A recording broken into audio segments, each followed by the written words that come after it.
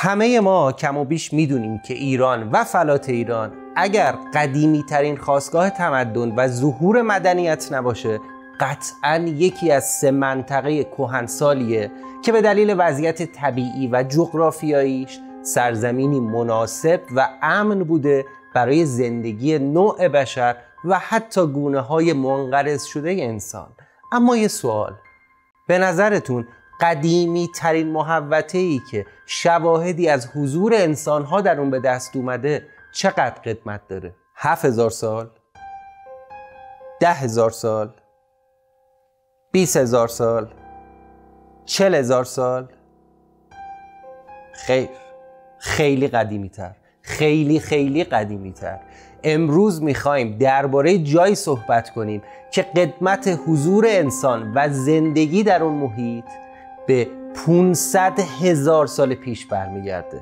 میخوام درباره یک غار اسرارآمیز صحبت کنم که نه تنها شواهدی 10,000 ساله از حضور گونه ما یعنی انسانهای خردمند در اون به دست اومده، بلکه میزبان و منزلگاه گونه‌های منقرض شده انسان مثل انسان ناندرتال ها که بیش از 40,000 ساله که دیگه روی زمین زندگی نمی کنن هم اونجا به دست اومده. در این غار عجیب و غریب و بسیار بزرگ استخوان‌هایی از گونه‌های ناشناخته حیوانات هم به دست اومده، حیواناتی که امروز هیچ اثری از اونها روی کره زمین نیست و به طور کامل منقرض شدن.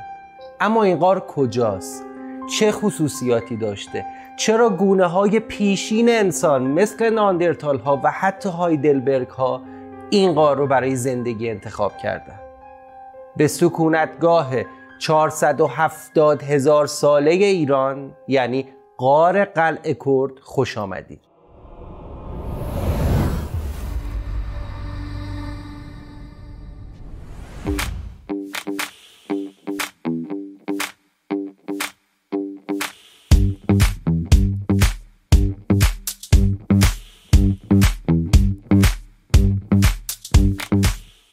سلام، خوش اومدید به یک ویدیوکست دیگه از ساعت صفر. امیدوارم اگه تا الان کانال ما رو دنبال نمی کنید از این به بعد به جمع بینندگان ساعت صفر بپیوندید و آماده باشید با هم یک سفر دیگه در زمان رو شروع. پس لطفاً این ویدیو رو لایک بزنید، کانال ما رو سابسکرایب کنید و منتظر باشید تا با هم یه سفر جذاب رو شروع کنیم. برای نیاکان و اجداد ما رشته کوه البرز یکی از کهن‌ترین و مقدس‌ترین مناطق در فلات ایران بود. در اساطیر و اسطوره‌شناسی ایرانی آریایی باور بر این بوده که بلندترین قله این رشته کوه یعنی کوه دماوند اولین کوهی بوده که سر به آسمان بلند کرده. ما امروزه میدونیم که مکان‌های جغرافیایی که در طول تاریخ برای مردمانی مقدس شمرده می‌شده حتماً داستان بسیار مهمی در سرگذشت انسان‌ها داشته. البته اینو بگم که اینجا نمیخوام درباره تقدس البرز صحبت کنم. نکته جالبی که هست اینه که این رشته کوه و فلات مرکزی ایران، کوهستان‌هاش، جویبارهاش، غارهاش و جنگل‌هاش حتی زمانی که هنوز گونه ما یعنی انسان هوموسیپین یا انسان مدرن پدیدار نشده بود، برای گونه‌های پیشین و منقرض شده انسان‌ها بسیار حائز اهمیت بوده و شاید حتی برای ناندرتال ها هم مقدس بوده. حالا با این مقدمه اگر آماده اید باید یک سفر دیگه در زمان رو آغاز کنیم. البته این بار سفرمون بسیار طولانی تر از دفعات قبلیه. پس آماده باشید با هم سفری بکنیم به 475,000 سال پیش.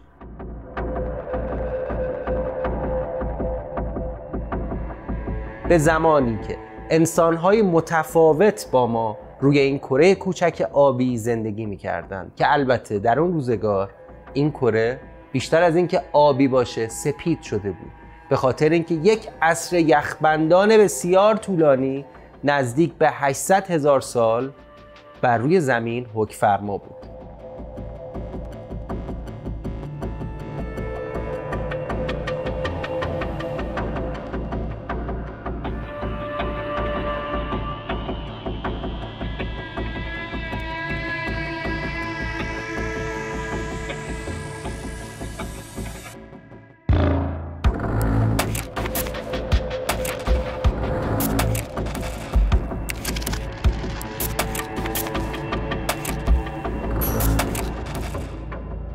بریم سراغ غار اسرارآمیزی که تا به امروز بر طبق چند فصل کاوش توسط دانشمندان حداقل حضور انسان‌ها در اون برمیگرده به 475,000 سال پیش. غار قلعه کرد در منطقه آوج در استان قزوین. بیاید اول ورودی غار رو با هم نگاه کنیم. این تصویر رو ببینید. غار قلعه کرد ابتدا توسط کوهنوردان و غارنوردان مورد توجه واقع شد و از اونجا که بسیار عمیق و طولانیه و پر از تالارهای طبیعیه، سوژه جذابی بود برای غارنوردان حرفه‌ای. از نظر زیبایی‌های طبیعی هم این غار سراسر پر شده از قندیل‌های آهکی که از سقف و از دیواره‌ها در طی میلیون‌ها سال به وجود اومده. البته اینم بگم مسیر ورودی غار تا تالار اصلی مسیر صعب العبوریه که برای رسیدن به اولین تالار شما باید از یک پرتگاه 12 متری جون سالم به در ببرید. بر طبق برآوردهای دانشمندان این غار در دوره سوم زمین شناسی یعنی حدود 40 میلیون سال پیش به وجود اومده. اما چیزی که این غار رو برای باستان شناسان و زیست شناسان جذاب کرده چیه؟ اینکه غار قلعه کرد سابقه سکونت نزدیک به 500,000 ساله داره. یعنی زمانی که هنوز گونه ما انسان مدرن شاید به وجود نیومده بود یا در مسیر فرگشت بود، گونه های پیشین انسان دست کم به حدود 360,000 سال بود که تو اون غار زندگی میکرد. این موضوع رو از یافته‌های فرهنگی مربوط به ناندرتال ها میدونیم. در طول پژوهش‌های انجام شده در این غار دانشمندان به آثار متعددی از تراشه‌های سنگی و ابزارهای نیزه مانند مربوط به دوران پارین سنگی دست یافتند که اغلب این ابزارات برای تهیه غذا یا روشن کردن آتش یا بریدن گوشت شکار و مصارف اینچنینی استفاده می شده. بر طبق بررسی‌های انجام شده روی این اقلام و از لایه‌های خاکی که این اقلام درش کشف شد سابقه 470,000 سالش توسط آزمایشات هسته‌ای به دست اومد. البته تا به امروز. جالبه براتون بدونید که در این غار دندان شیری یک کودک 11 ساله ناندرتال به دست اومده که بر طبق آزمایشات پیشرفته هسته‌ای مشخص شده این دندان مربوط به 155,000 سال پیش و این قدیمی ترین بقایایی که از یک انسان نخستین در ایران به دست اومده. پژوهشگران و دانشمندانی که در کاوش‌های غار قلعه کرد به این دندون برخوردن فرض رو بر این گذاشتن که این دندون متعلق به یک دختر بچه 11 ساله ناندرتال و به طور غیر رسمی بین خودشون اسم اون دختر بچه رو گذاشتن دختر کاسپی.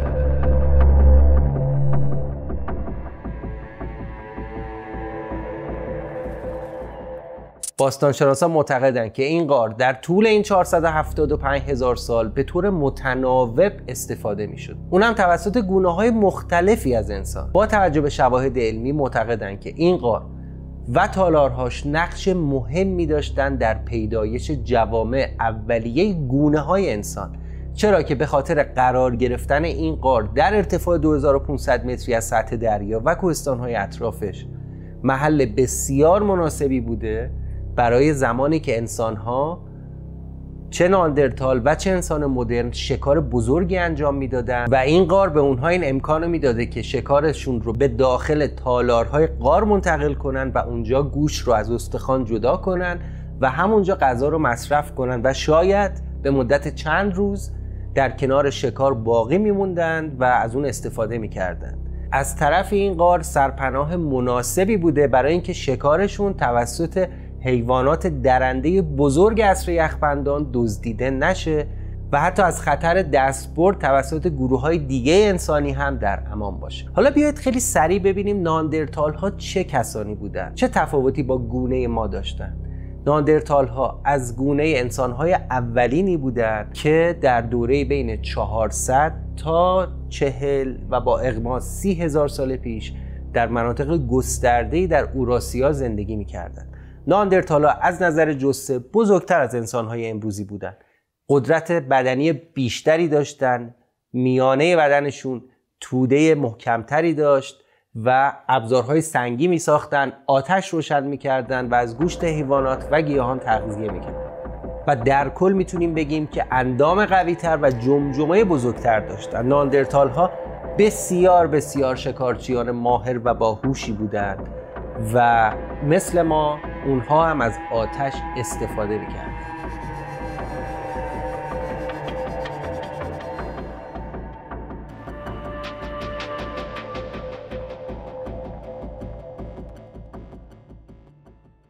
یه تفاوت دیگه از نظر جمجمه با ما داشتن که پیشانی‌های شیبدار با برجستگی‌های بسیار بزرگی در ناحیه ابرو داشتن، بینی‌های بزرگ و پهن‌تر، دندان‌های قوی‌تر و بزرگتر و همچنین قفسه سینه و دنده‌های بلند و پهن‌تری داشتن. به طور کل از نظر فیزیکی از ما قوی‌تر بودن و احتمالاً یکی از دلایل انقراضشون این بوده که به کالری بسیار بیشتری نسبت به ما نیاز داشتن تا زنده بمونن و همین امر در کنار عوامل دیگه باعث انقراضشون شد. اما ناندرتال ها همانند ما انسان‌های مدرن قادر به تولید گفتار پیچیده نبودن، یعنی زبان گسترده‌ای نداشتن، اما در استفاده از ابزار و خلاقیت به اندازه انسان‌های امروزی توانا بودن. شاید خیلی از ماها فکر می‌کنیم که اشکال مختلف هنر ابداع گونه ما یعنی انسان هوموسیپین باشه، ولی این کاملا اشتباهه. در واقع هزاران سال قبل از ما انسان‌های ناندرتال دست به ابداعات هنری می‌زدن. اونا نقاشی می‌کشیدن، زیورآلات و دستسازهای زینتی می‌ساختن، حتی لباس می‌دوختن. ناندرتال ها از سالخوردگان و بیماران خودشون نگهداری می‌کردن. برخی از دانشمندان معتقدند که هیچ بعید نیست این عموزاده های ما حتی مفهوم و کانسپت اولیه باور و آیین رو هم درک می‌کردن. در هر صورت روز به روز شواهد علمی اثبات میکنه که تصور یک سری انسانگونه وحشی و مهاجم آدمخوار که به ناندرتال ها نسبت داده میشد بیشتر شبیه فیلم های هالیوودیه تا واقعیت علمی و مستند. اگر شما هم دوست دارید از سرگذشت انسان و جدالش با ناندرتال ها در عصر یخبندان بیشتر بدونید، دعوت میکنم ویدیوی زمستان ابدی ما رو در کانال یوتیوب ساعت صفر حتما تماشا کنید. اول این ویدیو گفتم که بقایایی از حیوانات عجیب و اسرارآمیز هم از داخل این غار به دست اومده، حیواناتی که امروز دیگه روی کره زمین زندگی نمیکنن و منقرض شدن. در ادامه همراه این ویدیو کست باشید، لایک بزنید و ما رو دنبال کنید تا ببینیم استخوان‌های چه حیواناتی در این غار به دست اومده.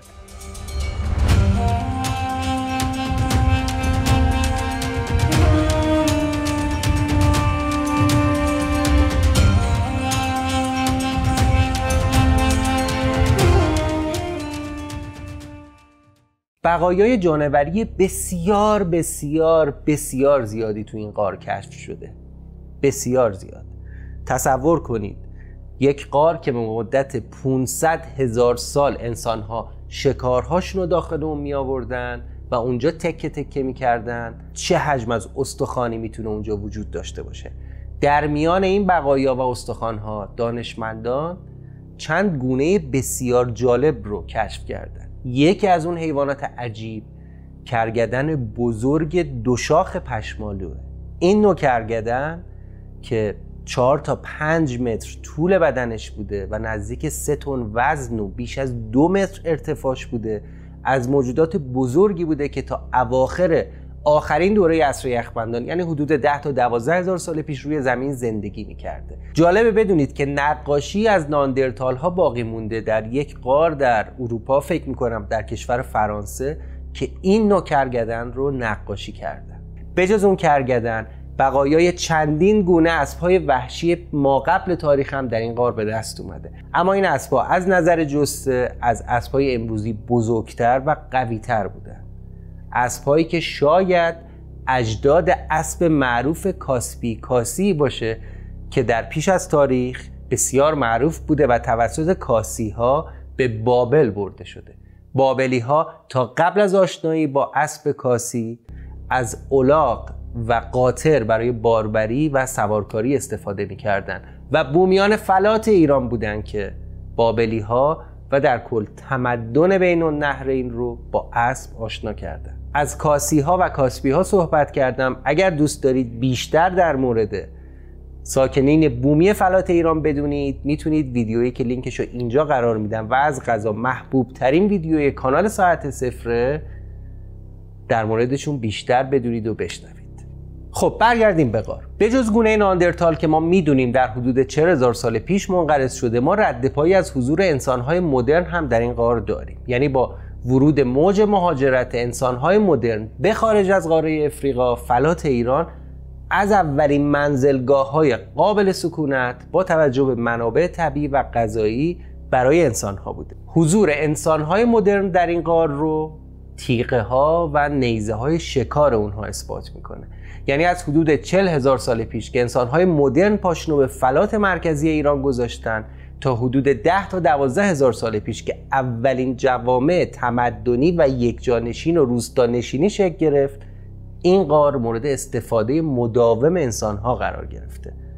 البته این به این معنی نیست که این غار از 10,000 سال به بعد متروکه شده باشه. شاید براتون جالب باشه ولی در این غار سفالینه ها و دفینه های مربوط به دوران اسلامی هم کشف شده و شاید به طمع همین گنج ها و گنجینه ها بوده که قاچاقچیان گنج حفره ها و چاله های زیادی در سرتاسر غار حفر کردند و بنا به گفته رئیس تیم باستانشناسی این غار در 2 فصل اول کاوش تمام زمان و انرژی پژوهشگران صرف این شد که اون چاله ها رو پر کنن. اما به نظرتون به جز استفاده طبیعی و منزلگاه و سکونتگاهی که از این غار میشد، چه ویژگی های دیگه این غار داشته که در نزدیک به 500,000 سال گونه های مختلف انسان از اون استفاده کردن؟ باورهای محلی، داستانهای غیر رسمی، چیزهای جالب توجهی رو درباره این غار میگن. بعضیشون رو الان براتون تعریف میکنم. در بعضی از این قصه ها و افسانه ها درباره حضور ارواح مرموز هم در این غار صحبت میشه. برخی از محلی ها معتقدن که اشباح و ارواح با قدرت های جادویی و ناشناخته در این غار زندگی میکنن و برخی ها در قرون گذشته برای تحمل ریاضت و انجام آیین‌های مخفی برای رسیدن به قدرت‌های مرموز داخل این غار می‌رفتن و چله نشینی می‌کردن و تعداد کمی از اون آدم‌ها از اون غار زنده برمیگشتن.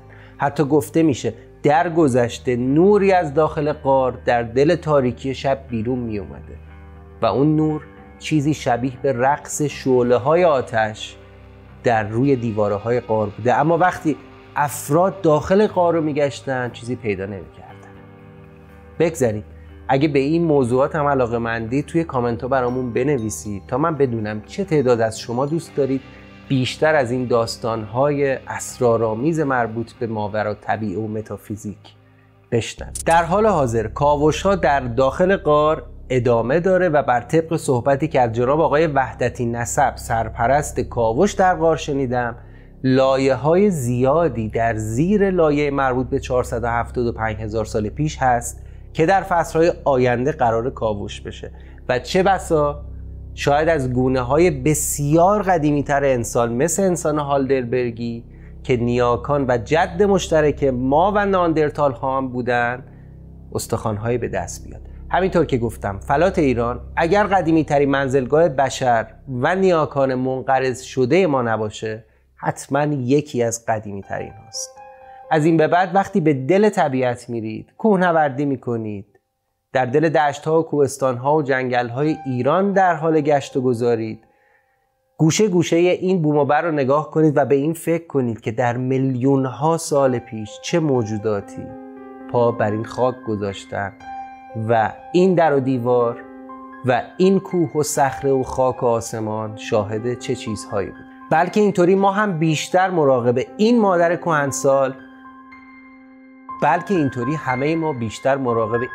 کهنسال و با عزت این ایران خانوم سرزنده باشیم. ممنون که این ویدیو رو تماشا کردید. برای مطالعه بیشتر میتونید به مصاحبه ها و پژوهش‌های تیم باستانشناسی و هیئت کاوش به سرپرستی آقای وحدتی نسب و مجموعه یادداشت‌ها و پژوهش‌ها درباره غار قلعه کرد سری بزنید.